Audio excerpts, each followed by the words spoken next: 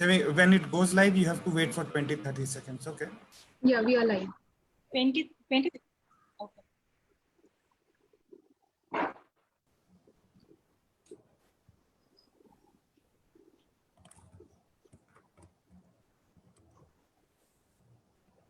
A very good evening to one and all. As all of us know that COVID-19 has had its effects on almost all sectors of life, society and nation. And because of human beings' unabashed assault on the natural ecosystem, which has been the primary source of the spread of the virus in the first place. We are also aware that the need of the hour is, of course, to contain the virus and find a definitive cure for it. Any complacency towards the environment would make human lives more and more unsustainable on this planet Earth. To understand more about the state of environment and the prospects, the Center for Environment, Climate Change and Sustainable Development at Impact and Policy Research Institute has launched Planet Talks, wherein experts would join us in a discussion and share their views. At the launch of the Planet Talks, we are fortunate to have with us a key campaigner on critical issues of environmental and social justice, Mr. Leo Saldanha. Mr. Saldanha is the founding trustee and coordinator of the Environmental Support Group based out of Bangalore. He has guided several campaigns demanding evolution of progressive laws and effective action. Mr. Saldanha has been the country coordinator and faculty of 2 courses, Cities in 21st Century and Health and Community courses of the International Honor in the US. And he has also been the co-director of the Minnesota Studies in International Development at University of Minnesota. His papers and articles appear in leading journals and newspapers and are widely read. Some of his prominent work include Green Tapeism, a review of the Environmental Impact Assessment Notification 2006, Living Rivers, Dying Rivers, India's Risks, Democratizing the Management of Threats to Environment, Health and Values, through the water landscape, evaluating the environmental and social consequences of the POSCO project in Odisha, in India, amongst others. It is my privilege to invite Mr. Leo Saldanha to deliver his special lecture on the topic, Vulnerabilities of Indian Governance in Handling the Climate Crisis amid COVID-19 pandemic and recession. Thank you very much. Sir, over to you.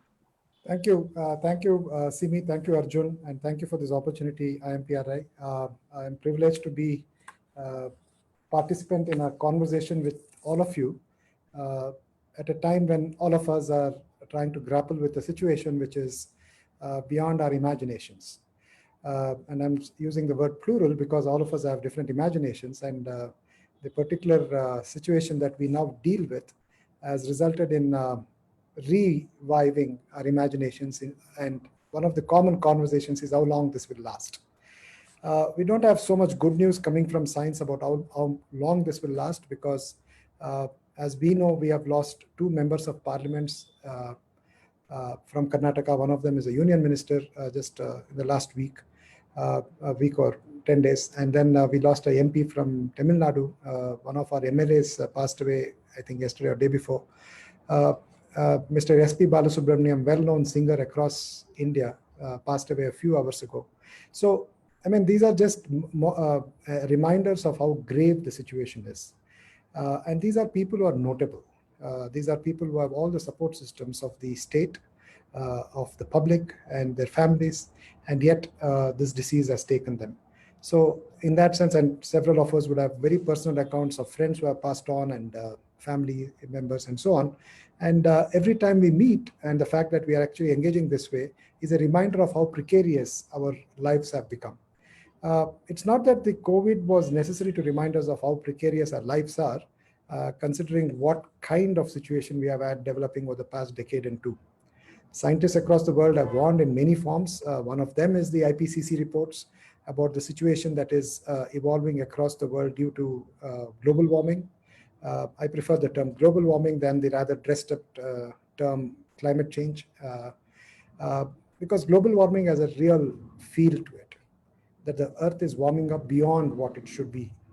We need a warm blanket to take off the cold. But if you put 20 blankets on me, then I'm not going to be not only not comfortable, I may not even survive the heat that it generates.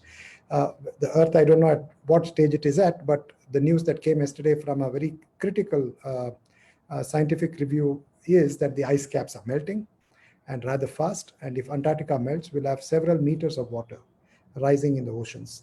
One can only imagine what that means to India, where a major chunk of our population lives along the coastline, and say Bangladesh, for instance, which is largely just above sea level. And we have done everything possible in the last few decades to ensure that the natural defenses there are to protect land from sea have by and large been destroyed. And so here we are now dealing with another sort of indicator of how vulnerable humanity is on a living planet, where a virus apparently, as we are told, has jumped out of the wild and reached into our bodies, and we are helping communicate it because most of us are asymptomatic. That we hear that about 28 to 30% of Delhi population may have possibly been exposed already, does not seem to be very comforting, which means that when they were communicating the disease, they were moving about their daily lives. And so the question really to ask in this situation is how has the Indian government or our Indian system of governance responded to this crisis? For which we really need to ask, how does India respond to crisis anyway? Now, there are fantastic examples of how India responds to crisis. For instance, we learned our lessons from the 1999 cyclone in Orissa, and subsequent cyclones have been very, very well, the response to subsequent cyclones has been extremely well organized. In that sense, India has learned and managed and also learned to govern responses to cyclones. But one of the problems with that way of response is that it uses emergency powers. It uses very strong police powers. But what about normative governance? Why is normative governance not always recognizing the fact that we need to be in a state of ever readiness? It's not necessary for us to wait for a crisis, because when the crisis has come, you don't look for solutions, you look to survive. So then the problem of governance becomes that we do not have an idea of what it does, and we don't know what solutions are the right ones. And then we move to the next one. So this is a kind of a situation India has got accustomed to over time, and particularly evident from the cycles almost every year of droughts and floods. This year particularly, the floods have been rather extensive across Northeast, across Bihar, across Madhya Pradesh, for instance. Who would have heard Madhya Pradesh would be flooded so extensively? And most of our metropolitan areas are so set up that they are not ready for even an excessive rainfall. It is not that is the only way cities can structure themselves, because we can learn from flooding in cities, for instance, that it is largely a response, largely a result of maldevelopment. When we use the word development, we use it as if it's a positive thing, but development need not be positive. Most of the kind of development that we now see is maldevelopment, which means it has built-in maladies which governance fails to comprehend. But then governance in India has always been ahead of disasters. For instance, we have anticipated the fact that our governance was heavily centralized, particularly since the neoliberal economic policies were unleashed on this country early 90s. Governance is largely executive driven. It is not driven from a perspective of listening to people and understanding from people's wisdom and trying to figure out which is the right way to ensure everybody is safe, secure, and that the idea of progress that we so speak about in our constitution and every plan that we make, every scheme that is promoted actually is secured. If that had happened, we would not have had the type of crisis we now have. So if this crisis or the type of crisis which we have dealt with over time, and this I'm now saying is the natural crisis, right? But then there is also an unnatural crisis which we create, as I shared with the way in which our cities are set up, that they tend to become a crisis because we have neglected the fundamental principles of planning. fundamental principles of governance. So if you were to ask what should be the fundamental principle of governance in a democratic society, then it has to be a very simple answer for it. A democracy, by its innate sense, structure, meaning, and operational capacity, has to be ground up. Because if we, the people, are creating a government to govern us, then the government is supposed to ensure that we, the people, are involved in the idea of governance, in the methods of governance, in the operationability of various governance institutions, and so on. But it's widely known that most of us and who live here experience that almost all aspects of governance are beyond our reach. They are inaccessible. So which is why in the early 90s, India learned, and if you read the kind of statement of objects and reasons for the amendment of the constitution in 1992, the result of which was the Panchayat Raj Act and the Nagarpalika Act, one of the key factors was that because of heavy over-centralization, our cities and our villages have become unmanageable. So since states, by and large, had not taken seriously the idea of what federalism means. Federalism is not just a sharing of power between the center and the state. Federalism is the sharing of power with people. People created this power so that it could be dealt with responsibility by the executive and the elected setup, but they seem to have usurped that power for their own ends. And their ends necessarily don't speak to the people's needs. So federalism in its true sense, and if we say we are a democratic federal state, then it should mean that we have understood that people have a role in almost all decisions, barring a few relating to national security and defense. Most decisions need not be intransparent. So for every one of those fundamental aspects of making democracy function, we have had to struggle. For instance, the Right to Information Act was a result of 2-3 decades of struggle. The Lokpal bill has never become real. So we may have a Lokpal which we don't know what it does. If you take the Forest Rights Act, one of the most progressive legislations to have come, and probably the last progressive legislation India has brought into effect, that was a result of decades of struggle of a large chunk of India's population, the Adivasis, who had been historically denied their right to participate in decision making. Their natural resources were taken away from them, and because they did not subscribe to the capitalist model of private enterprise and private asset building, they were seen as people who are occupying spaces which they had all the time nurtured for thousands and thousands of years. One can argue that if forests remain, it's largely because of Adivasis. And if you also look at it from that perspective, you can see that the forest department was set up on a colonial model as one of the most extractive and oppressive models. And the Forest Rights Act was meant to democratize our relationship with forests, make the forest department subordinate to people's will. But from 2006 to now, we have not implemented the Forest Rights Act, right? So these are indicators of the fact that we are extremely good in providing ourselves with the tools necessary to fix the governance maladies that we have, but then we proceed quickly to ignore them. And then we find excuses to ensure that those progressive models of governance are quickly suppressed for one reason or the other, and we create emergencies. Now, one can also see, for instance, the farming crisis that we now have. Today, as we speak, farmers across the country have called for a bandh. Why?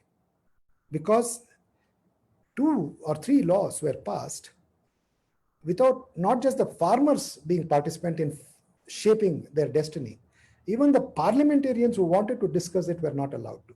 So this is a very clear indicator of a very, very, very structural displacement of the idea of democratic and federal politics that is crucial to make India work. Because India cannot work through a centralized dynamic. It will break up. And it will break up in ways which we cannot imagine perhaps. There have been many resistances across India over a long period of time.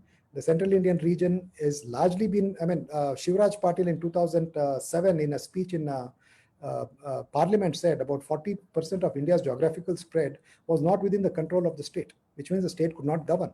What does that signify? It means then itself people were by and large disenchanted with the quality of governance and finding methods.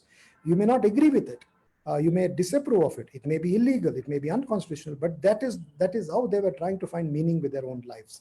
Now, in the northeastern region, most of the northeastern region has a problem of, people saying, but why is India a colonial power? And we know what Kashmir has done, the way in which we have done to Kashmir, for instance.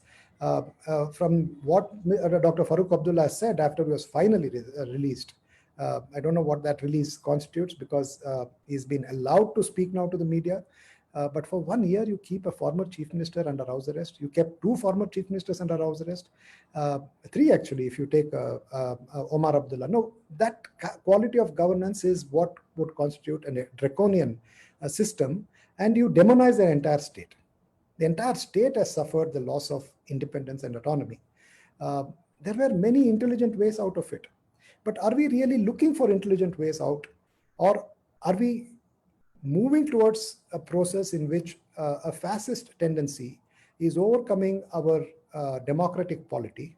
And soon enough, if you are not alert, the idea of democracy may seem so far away. And perhaps it is already, for most people who are considered to be political prisoners, arrested on a whim. Even leading ministers and opposition leaders are being picked up on charge sheets, which most people, I mean, if you open the TV, turn on the TV in the night in the last few days, it's all about, Salman Khurshid, for instance. So what kind of confidence do people draw from this democratic polity when anybody who questions the government is considered an anti-national, right? So now these are very important qualities in finding a response to the overall challenge that we have, which is climate change or global warming, which is a much more preferred term for me, in which the type of consequences that will impact people are largely unknown. Now, if you take a cue from what is happening with the west coast of the United States, amazingly, most people missed it because probably President Donald Trump occupies media space too much. But the East Coast was being battered by, very slow, very energetic, and very devastating typhoons. And the West Coast was being incinerated with unprecedented forest fires. I was imagining what would happen if the Western Ghats, now we are having rain, so you can't imagine the Western Ghats being dry. But suppose there is a long spell of dryness and the Western Ghats caught fire. And believe me, this actually happened 5 years ago in Karnataka. There were some at least 600 to 700 spots in the Western Ghats which caught fire, and the forest department could not tackle that. Now, the forest department is not designed to tackle that. They are not firefighting forces. They are meant to help keep forests going and not divert them for all sorts of non-forest purposes. But the idea here is that we are actually living through multiple crises all the time. We're just ignoring them. And sometimes they conflate and they create a situation in which we don't know what to do. Now, the current world cannot say, I don't know what to do. And I say this because when the lockdown was lifted, you would have seen that several industries started blowing up. LG Polymers, the lignite, power plant in Neyveli Lignite Corporation in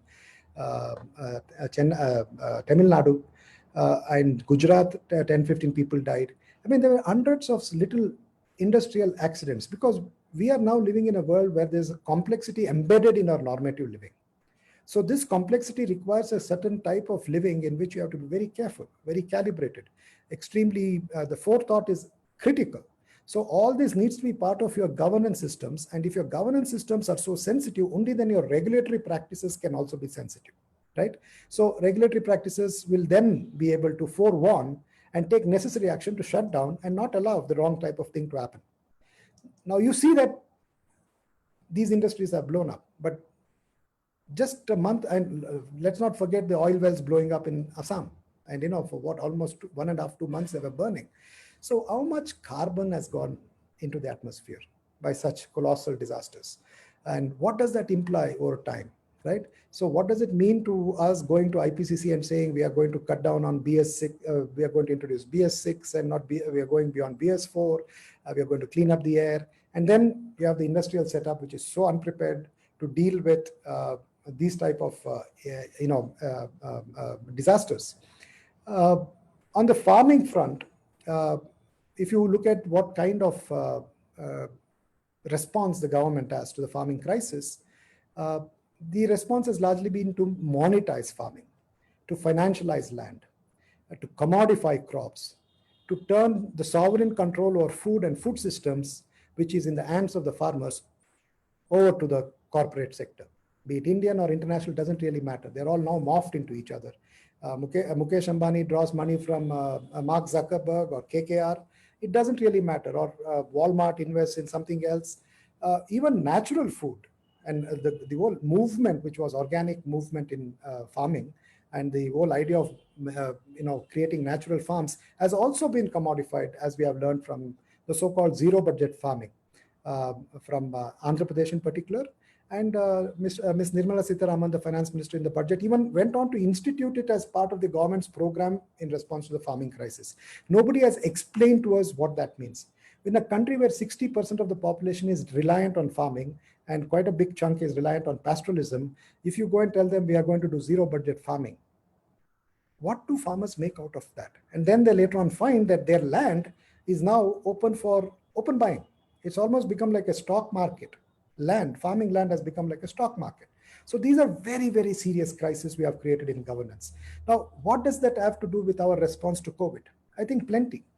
So one of the first things that I recognized with the way in which the response started with COVID, and I'm also drawing heavily from research that my colleague Bhargavi and I are doing on behalf of ESG, and our team, ESG team, is doing along with an international group of researchers led by Sheila Jasanoff in Harvard Kennedy School and several others from across the world. About 20 countries are trying to understand how is COVID affecting governance, right?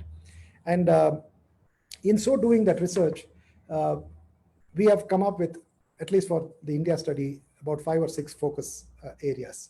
One is about political posturing. So we find that, one of the first things to ask is, most of Indian government's time was focused on how to invite Donald Trump for Namaste Trump. 100,000 people were in a stadium together in Ahmedabad. At that time, India had already 4 months of knowledge. Now, India surveils China, China surveils India, that's an open secret. So did we not know that when this outbreak took place in Wuhan, it is a serious thing? Could we not have, for instance, said, let's be much more careful, forget what WHO tells us or not, we are intelligent enough, let's protect Indians, let's protect ourselves. Maybe the step would have been to cancel the Namaste Trump and say, let international arrivals stop, because this is a disease which came from abroad. It didn't come because you and I spread it between Bangalore and Delhi and Bombay and so on. Now, you see that in that response, the international arrivals were taken care of in a very special way, but the populist response to the pandemic was to try and say the central government has it all under control and we are going to do it, right? And what did they employ? The Disaster Management Act. Now, the Disaster Management Act was not a law which was passed by this government. It was borrowed from what the Congress-led government passed in 2005, right? Now, we know well why we had the Disaster Management Act, because of the tsunami, right? Now, the tsunami was a huge learning process for us, because I recall very clearly that those regions which had very good local governments had the greatest capacity of response, relief, and rehabilitation. And those who were centrally managed at devastation, right? You can see that actually across the region which was affected by the tsunami. So there was a lesson in which we could have said, let's decentralize our response to disasters like that and be ready for any type of epidemic or pandemic or whatever. And believe it or not, by 2008, we actually had guidelines to deal with pandemics. And at the opportunity, when the opportunity came to use those guidelines, we did not, because one of the first things that guidelines say is you have to build a response ground up. Build your systems in a way that people know where to seek help, and help will be provided to them. It talks about a language of compassion, a language where we look out for each other. We don't isolate ourselves. But yet the Prime Minister's populist response was, go out on your balconies and Tali Bajao. Now, it was a metaphor used to say that I am speaking necessarily and essentially to the middle class. Who else has balconies? Right? And the balcony concept is not necessarily an homegrown concept. Most houses in India don't have balconies, except recently. So it is also Eurocentric thrusting of a response, which was totally unnecessary. Perhaps if the Prime Minister had said, let me find out where the public health centers are and see if they are functional. If they're not functional, let's on a war footing. I don't like the term war, but on that sense of response, ensure each and every public health center as a doctor, as a nurse, has the equipment required to do early testing, to make sure those who are infected are isolated, so the thing doesn't spread, right? It is common sense to do that. So why was our governance not able to respond in that way? So I think there is a very significant part of the response strategy was political posturing to show that the central government will deliver us from this pandemic. Now, anyone intelligent enough would see that that is not how you respond to pandemics, because a virus is not voting, right? A virus is one of the most misunderstood or totally non-understood thing that happens on this living planet. And it transmits so easily and so effectively and manages to take over the body, that we should have learned from previous viral epidemics that the countries which succeeded, especially Southeast Asia, in South Korea and Hong Kong and so on, which survived SARS, is because they had created local units which could respond. They had created local behavioral shifts which could protect people. And we could have easily, the Prime Minister could have focused on that. The Home Minister could have focused on that. Each state government could have focused on that. And what we instead find is, except the state of Kerala and perhaps a couple of other states, most actually ignored it. And there was this thing, about our centralized democracy, that the top man or woman, now it's a man, sends a message of how you need to behave. And here, what was the behavior pattern? Draw a Lakshman Rekha around yourself and stay safe, and don't worry about your neighbor. That is the last thing you should communicate when there is a disease outbreak. When there is a disease, what the message should be: reach out and help each other, but take precautions. Ensure that nobody suffers unnecessarily. Make sure every doctor, every nurse, everyone who can do anything, volunteers are marshaled. In Bangalore, for instance, we started marshalling volunteers only a month ago. And that after they finally conceded that the centralized response strategy was actually not only failing, because the problem was the media is not free in India anymore. Most of the media is mainstream to focus attention on what? On parroting what they have been told, right? Very few media houses are actually independent of the state today, right? So in a sense, it's going back to the emergency days when everything that was said was glorious about Indira Gandhi and India, when the reality was very different, right? So in that sense, I think governance tells us that if you wanted to respond effectively, it needed a very deep, compassionate and decentralized approach, perhaps looking at the 73rd and 74th Amendment, perhaps taking the Epidemic Diseases Act as a method to respond where the states are empowered, perhaps talking to Pinarayi Vijayan and his team, Teacher Amma, for instance, who did a pretty good job of marshalling the panchayats and the gram sabhas and the wards and so on to try and defend the people of Kerala. And Kerala has a very, very high rate of international travel. So Kerala will be in a basket case, very soon if they are not acted intelligently. So Kerala is so much safer now because of those type of intelligent responses by Dr. Thomas Isaac, for instance, and so on. So here we really see that the governance instruments that were employed were not only centralized and didactic, but they were also deliberately distracting attention from what was succeeding. So most of India, if you see the states which are worst affected, they are the states which were centrally governed. Karnataka, for instance, Maharashtra was in chaos, political chaos. As if the chaos was not necessary, we had one more chaos in Madhya Pradesh, right? And you'll see that the pandemic, which was not erupting there, suddenly erupts after that. The fact in which how the Delhi riots, for instance, is being used for political capital is distracting attention from the Delhi government. And it is really sad that Mr. Manish Sishodia is now unwell because of COVID and perhaps dengue as well. These are all very bad indicators of governance. Chetan Chauhan passed away as a minister of the cabinet in Uttar Pradesh. I mean, one could go on. The point is that we have to critically analyze that when you have a didactic, centralized system of administration, which uses democratic processes to gloss over necessary steps, the public must be very alert, because that means governance is not carefully responding to the public needs and to public welfares and not providing the services that is required. So I think moving forward, what is really critical is to ask a bunch of questions. And in our research, we have come up with something like 35, 40 indicators and one of the indicators that we have is, was there an effort to communalize this pandemic? Right, the Tablighi Jamaat instance in Bangalore, we had a riots, right? When the riots took place, we are now finding that there was a deliberate effort on the part of the police to use that to create an unnecessary situation.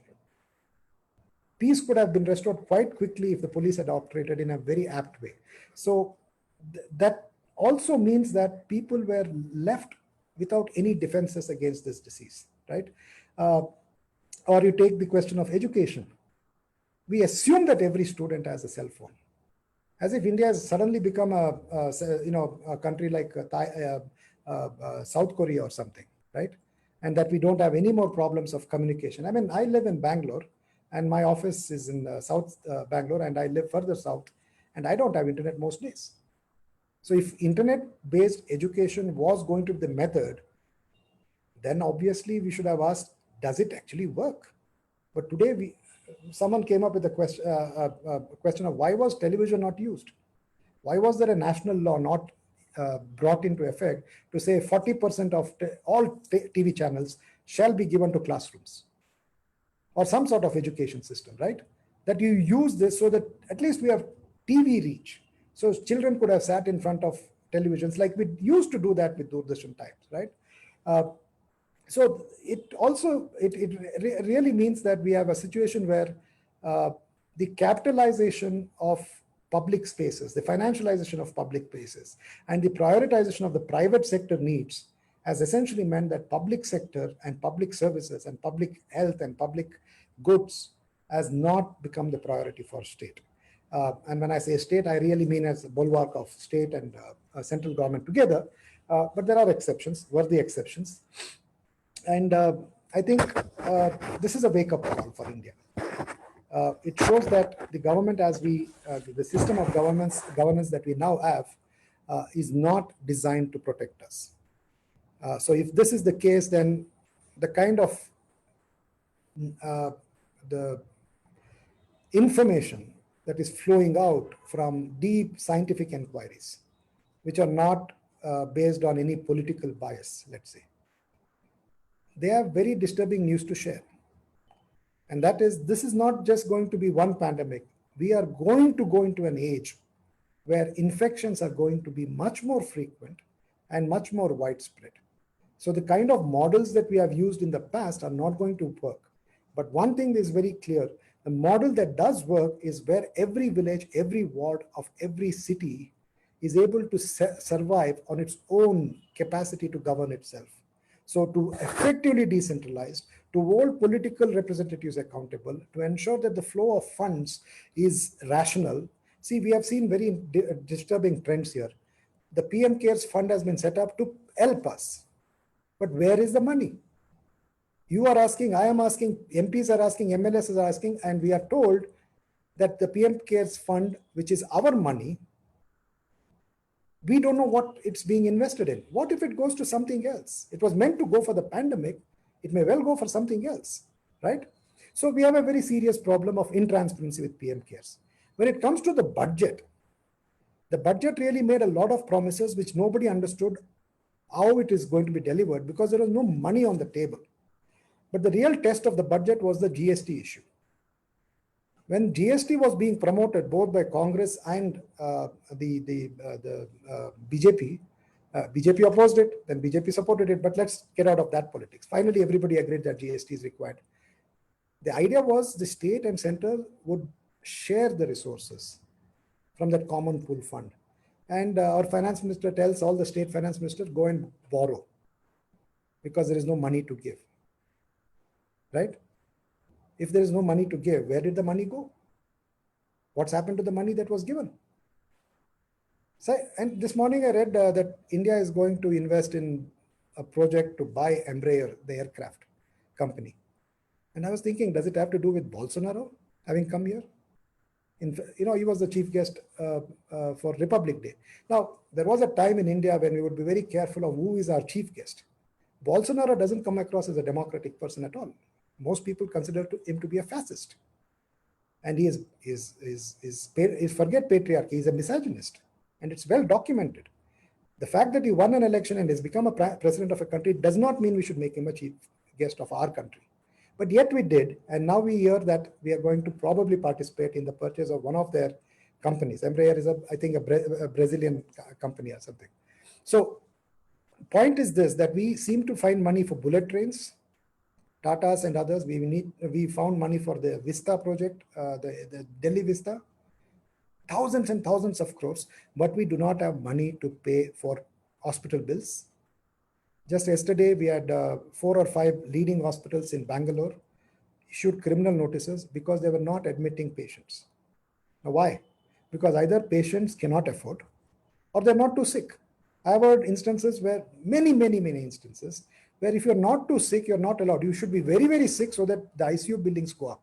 And we are hearing from the assembly debates yesterday, billings between 10 to 16 lakhs for COVID. Now, I have had friends from England who I talked to who have been in the thick of the COVID battle, and there the NHS has worked to ensure that everybody can afford it. So even in deeply capitalist societies, health is not an issue of whether you have money or not. Spain went ahead and ensured that the entire hospital system, health system, was nationalized so that people's lives could be saved. See, the COVID problem is this. If you fall sick and recover from COVID, it doesn't mean you have become well. We are now learning that post-COVID problems are pretty serious. Cardiac arrest has become much more frequent. Dean Jones died yesterday. He didn't have COVID, but maybe other causes. But lots and lots of people are succumbing to heart attacks. I lost a friend to an heart attack because he had COVID, right? So what do we make out of a state which does not realize that in a country which is highly prone to heart disease, highly prone to diabetes, highly prone to infection because of the way in which we have organized our country, our cities and our villages and so on, we don't have a governance system that is actually attending to the problem. Instead, Sushant Singh Rathore is our problem. Poor guy, he had a mental illness. Can we not let him rest in peace? Why are we making that the issue? Right? Why are we as people not responding? So is this how we are going to respond to global warming and its worst impacts, which could be rise in sea levels, which could be catastrophic flooding, which could be rainfall, which is so intense that cities will not be able to? Are we going to turn attention from the floods in a city to some other Bollywood instance or some other political instance? Is this the method? Right? So I think these are all indicators of a very, very, not just dysfunctional, but a flawed, deeply flawed and deliberately deeply flawed response, because there may be other agendas rather than attending to people's needs and people's welfare. I will stop there and we can take some questions. Thank you very much, sir. Thank you. You have certainly left us thinking out loud, and of course, thank you very much for your scintillating talk. With your permission, I would now like to begin with the question and answers session.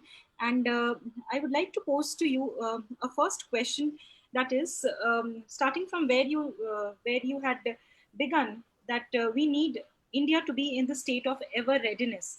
And of course, preparedness to crisis as that posed by COVID-19 is needed in India. So do you think that ecological challenges or ecological changes that have their implications beyond the states and the nation's boundaries could have already had or is continuing to have an impact on the cooperative nature of India's federalism? If so, why and what needs to be done? And closely related to this question is one posed by Professor Balveer Arora, who thanks you for your scintillating talk. And he says that your emphasis on functional local self-government institutions being at the core of the multilateral federal system is very relevant for our present times. Mr. Ramkrishna Hegde was a pioneer in this field along with Mr. Abdul Nazir. So to what do you attribute this decline in Karnataka? if you could take these questions, we'll come back after your response. Thank you, sir. These are all very big questions, and I hope I can do justice to them. But let me start with Balveer Arora's question about Nazir Saab. It's important that you have brought his name up because we used to call him Neer Saab. Neeru in Kannada means water, and he was a man who would walk across the state to find out villages which did not have water and make sure that local decentralized systems were provided to ensure they had water security. And one of the major instruments Abdul Nazir Saab promoted was to rehabilitate the tank irrigation systems so that water security would be there. Now, water security would mean health security. That's very simple to understand, right? But that neglect, which is from 1980s to now, 4 decades, almost 3-4 decades, really is an indicator of how centralized our system has become. Both during the UPA regime and also the NDA regime, I would say from the 1990s, India has stepped away from the idea of decentralization.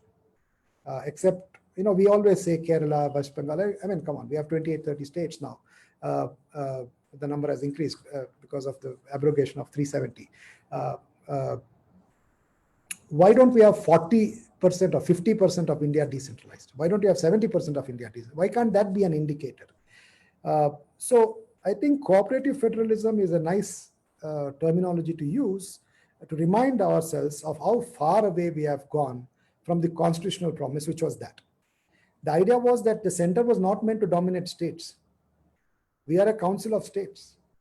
The center was supposed to organize us and allow states to function independently and autonomously, and the states in turn would ensure local governments, panchayats and nagarpalikas, would become mature institutions. I'm writing something and I managed to read the speeches made by Lord Ripon in 1885, I think, I'm not sure, in which he talks about the importance of local governance to ensure that the quality of life improves. And interestingly, there are a lot of studies that the British themselves did in the subsequent decades, and they found that actually quality of life improved when local government units were, I mean, he's considered to be the father of local government, local self-government in India, and a Britisher at that, and a British viceroy. Subsequent studies reveal that even in the early 1900s, the British suddenly found that local governments were becoming the bedrock for the emergence, the strengthening of freedom movement. So many of our freedom fighters, fathers and mothers and sisters and brothers, were local councillors first. And that's where they understood their politics and understood their responsibility, understood ethics of public administration, and used it to fight for our freedom, right? And the British found it very disturbing, and they started disrupting local self-government that Ripon had initiated. So you can see it's a very, very potent force. And unless you have local self-government, I don't think we can meet disasters. You can try and push as much as, like we had this major disaster in Bangalore. We had a commissioner called Anil Kumar, and we had the chief minister. They sat together and they decided we needed a 10,000 bed COVID facility. A huge area was taken up. Hundreds of crores were spent. Nobody, I mean, eventually we came to know that less than 1,000 people went there for treatment. A 10,000 bed facility was created overnight and not used, and it was shut down last week. That decision would not have been taken if local governments, they would say, why should I travel so far for COVID? You bring the treatment to where I am. I am sick in my house. Make sure I get well in my house. That would have been the response. So I think then the whole idea of governance would be re-engineered to ensure that people are safe wherever they are. You don't need to go to a tertiary care or a secondary care hospital, because most of your ailments can be taken care of locally with the type of intelligence human systems have gathered over time. And there is plenty of it. And we need to make space for those intelligent systems to become, to mainstream and become normative to our functioning. I hope I've answered both those questions. Yeah. Thank you. Yes, sir. Thank you very much. Thank you very much for responding to these questions. So a couple of questions have come up on the chat box. One is, in fact, both are linking the political ideology of the ruling party, and especially when the Bihar elections have been announced. So do you think conducting political rallies would would be, whether it is a right fit at this moment, whether it is the right decision that has been taken to conduct the elections during this time. And a direct question on, does the ideology of the ruling party, is in itself lacking idea about climate change, the pandemic, and also the prevailing economic recession? So your quick take on this, sir? Sure. First one about the elections. I think, there's a study from Indian Institute of Science which came last week, and it said that up to 6 crore people can be infected. I mean, they were saying that current estimates are probably 8 to 9 times underestimated. All right. So we don't know. And another study from UK came, USA modeled and said up to 10% of India's population would be infected. And this pandemic will probably continue till next March or later. We don't know, right? But we are seeing that because of mismanagement and gross malgovernance, we are making the problem worse. We're not even stepping into the right direction. We're just going in the wrong way. So elections, I think, are necessary, and we have the necessary intelligence to organize them, because the other option is what? Right? Having a centrally driven way of managing Bihar.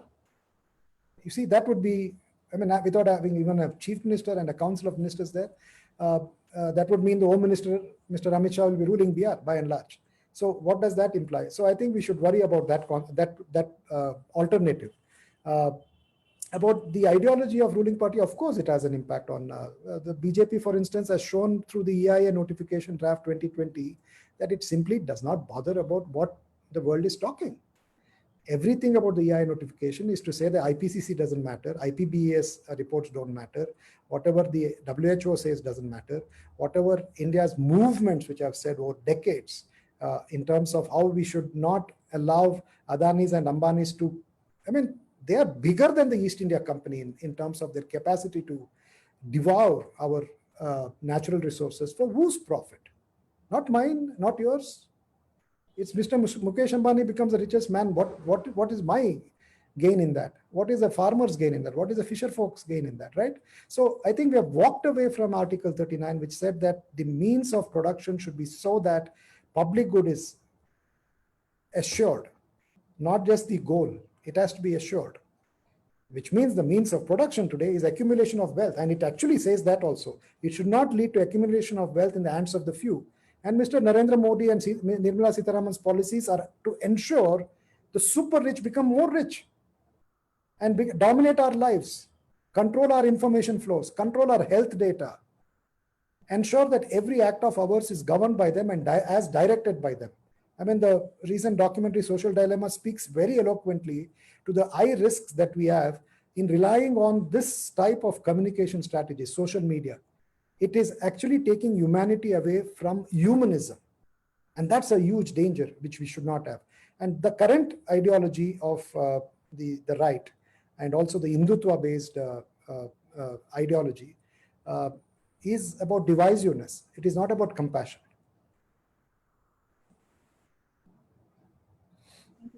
Thank you very much. Yes, so these are the political implications of environmental challenges during COVID-19.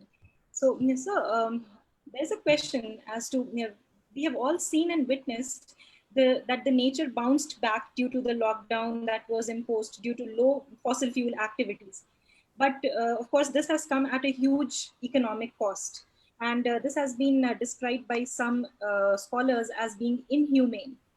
And the fact that we have very limited time to restrain the global temperature to within 1.5 degrees Celsius vis-a-vis the pre-industrial times, the results of which otherwise would be far worse than that of COVID-19.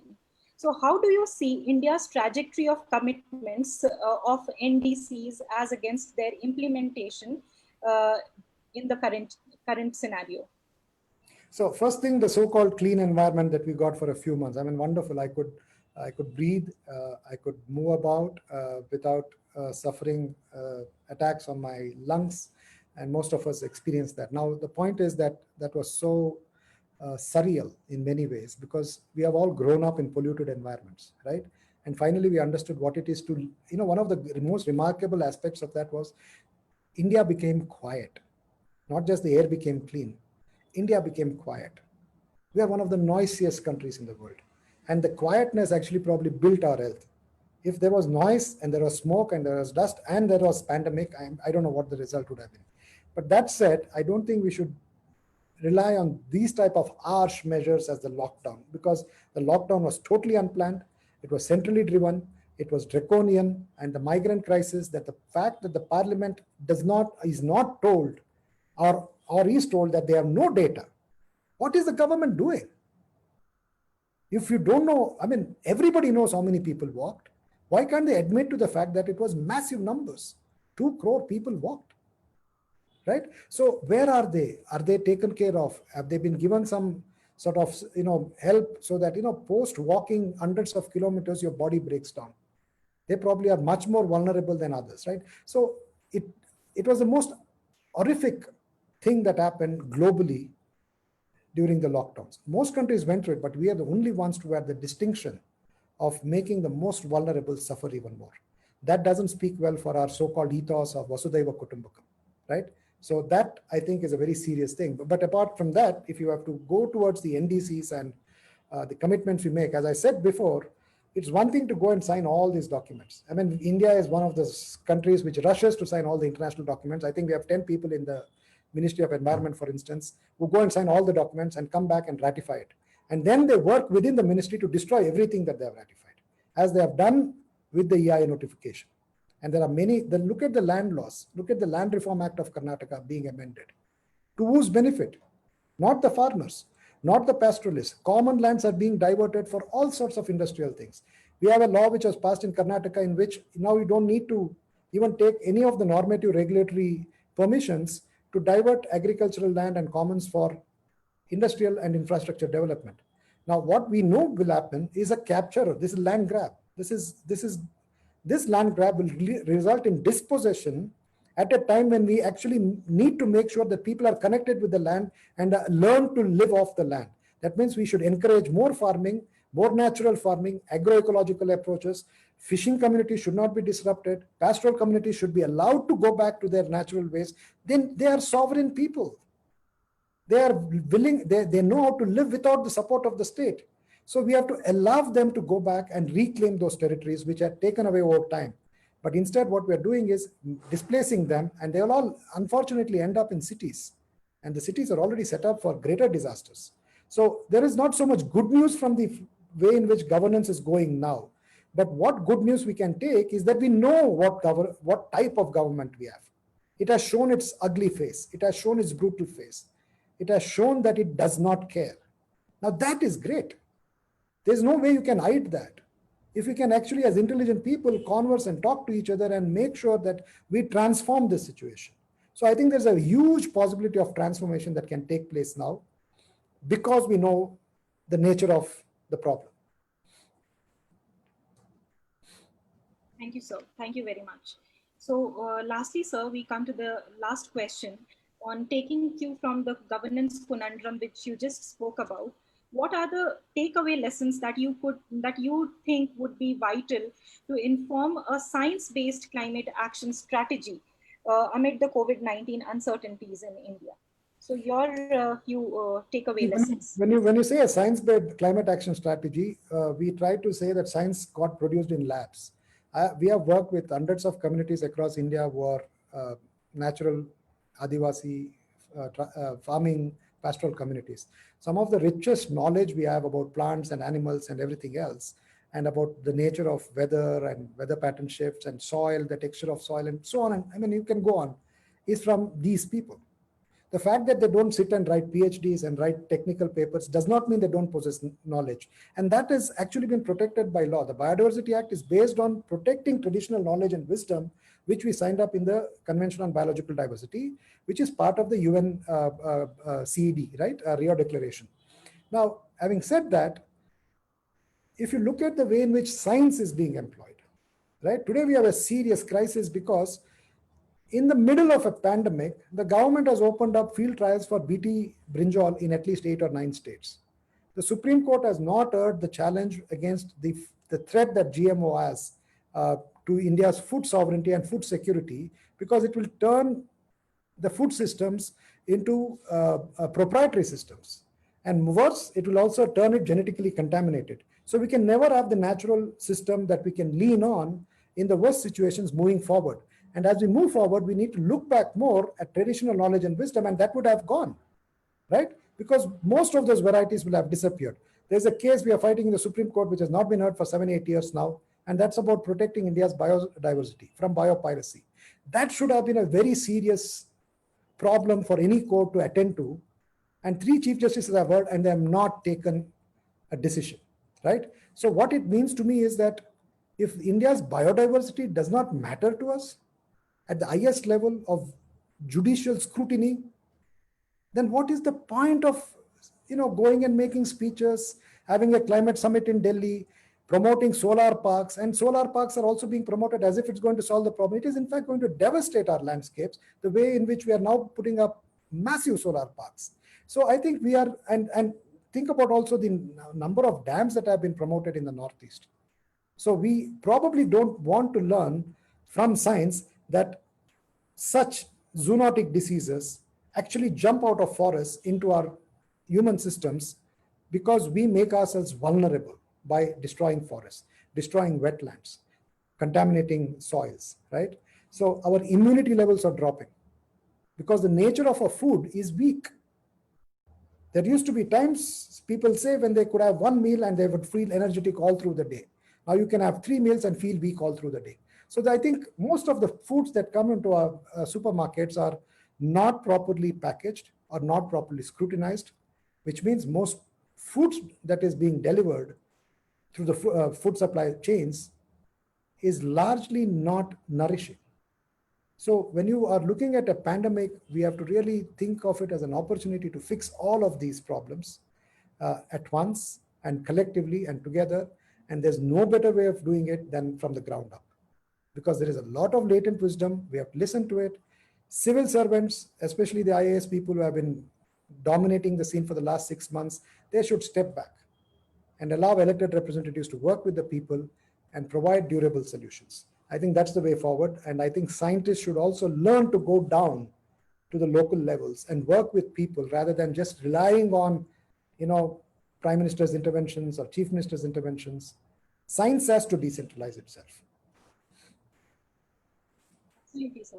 I totally agree. In fact, there was a news just today in Jharkhand that there is a community, Adivasi community, the Tana Bhagats, who have kept themselves immune from this disease, from COVID-19, because of their indigenous practices and their naturally inbuilt practices of hygiene, sanitation, and they are not even taking care of all these so-called maintaining social distancing and all those things that are there in place for everybody else to follow. So certainly we have a lot to learn from the indigenous. I had a friend, KP Sashi, who is a well-known documentary filmmaker. He was spent 2 months with the Adivasi community in Nagarole, and he says nobody has COVID.